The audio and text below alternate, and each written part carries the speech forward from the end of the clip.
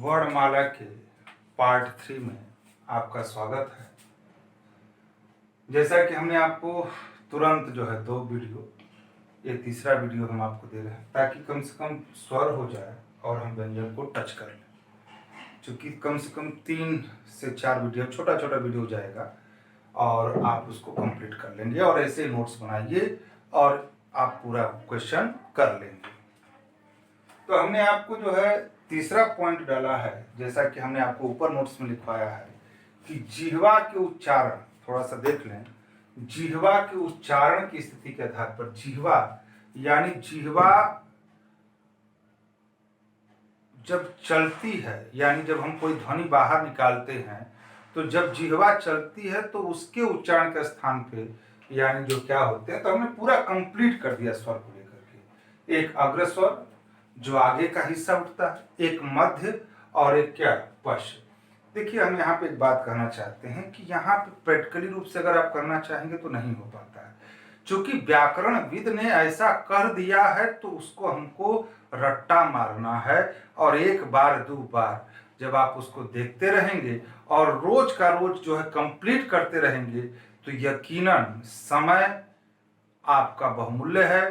Competition fight करना है और आपको क्लियर करना है, तो आप जो है ऐसा जैसे हमेशा उसको हमेशा माइंड में रखिए कि हमको 3 घंटा 4 घंटा पढ़ना है। एक टाइम टेबल बना लीजिए और उसके सहारे आप जो है उसको क्लियर करें।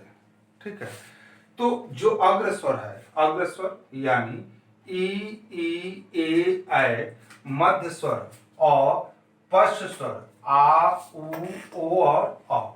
तो अगर आपको अग्र, मध्य और पश्च को लेकर के पूछेगा तो आप इस तरह से आप इसकी विवेचना कर देंगे। फिर अब जो है स्वर की पूरी दुनिया खत्म हो गई, लेकिन उसके साथ साथ हम आपको कहेंगे, जब हम आगे टॉपिक लेकर के चलेंगे, अकुह विसर्जनीया नाम कंठा। कुछ बच्चे जानते होंगे इस शब्द को।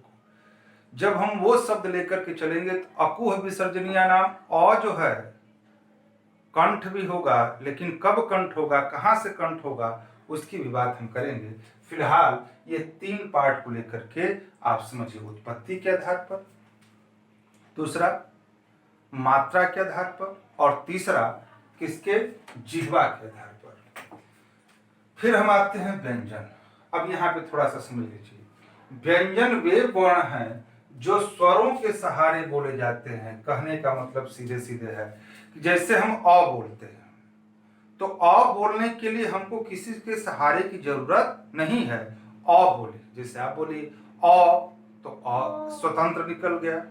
लेकिन अगर हम क बोले, अगर हम क बोले तो क के साथ यानी क धन क्या हुआ, अ, और क और अ के साथ संयुक्तता के रूप में क बाहर आ रहा है। जैसे हम अगर इसको ऐसे कहें अंग्रेजी के रूप में, जैसे मान लीजिए हमने कहा कल, अगर मान लीजिए कुछ भी कहे तो हमको यस्टरडे टुमारो नहीं करना है। जैसे हमने कल कहा तो KAL। अब जैसे यहाँ पर ए लगाते हैं कि नहीं लगाते, अगर स्वर नहीं रहता उसके साथ वो लपेट करके नहीं आता, तो व्यंजन उसे कहते हैं, वे वर्ण हैं जो स्वरों के सहारे बोले जाते हैं। कुल संख्या कितनी है, 33। अगर आपसे पूछा जाएगा कि स्वर कितने हिंदी में होते हैं तो 11, और व्यंजन कितने होते हैं तो 33। यह 3 प्रकार के होते हैं। अब यहाँ पे समझिएगा, स्पर्श व्यंजन नाम से स्पष्ट है। अंतस्थ व्यंजन, यहाँ पे एक पॉइंट बहुत इंपॉर्टेंट है जिससे हम कहते हैं अनुस्वर, सॉरी अर्धस्वर, और अर्धस्वर होते हैं य और व। आगे हम उसको लिखवाएंगे। तो स्पर्श व्यंजन, अंतस्थ व्यंजन और उष्ण व्यंजन। स्पर्श नाम से स्पष्ट है। स्पर्श वे व्यंजन जो उच्चारण में मुख के विभिन्न उच्चारण स्थानों से, जैसे दंत यानी जिह्वा जब दांत से टकराएगी, जब जिह्वा तालू पर चोट मारेगी, जब जिह्वा लुपेट करके आती है मूर्धा या मूर्धन्य, और ये क्या ओष्ठ, ओष्ठ का मतलब जैसे कुछ वर्ड और कुछ व्यंजन ऐसे होंगे जैसे प, फ, ब, भ। तो इसमें क्या है, इसमें क्या है, इसमें जो है ओठ, ओठ का काम हो रहा है। तो ये चीज बताएंगे कि कौन है दंत, कौन है ओष्ठ, कौन है मूर्धा, कौन है कंठ। तो ये चीज हम आगे बात करें। को स्पर्श करते हुए, देखिए कोई स्पर्श करते हुए बाहर निकलते हैं उसे स्वर व्यंजन करते हैं। और अगर कभी संख्या पूछ दिया तो इसे कहेंगे कितना, 25।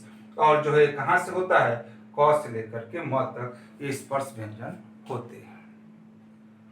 तो आज चूंकि हमने 2 दिन हिंदी नहीं पढ़ाया था, तो हमने आज जो है हिंदी को, देखिए आप समझ सकते हैं कि टॉपिक को जो है एक सही ढंग से श्यामपट्ट पे लिखना, फिर उसकी स्पष्ट व्याख्या करना और सभी तथ्यों को एक सीक्वेंस में रखना, ये कठिन काम होता है।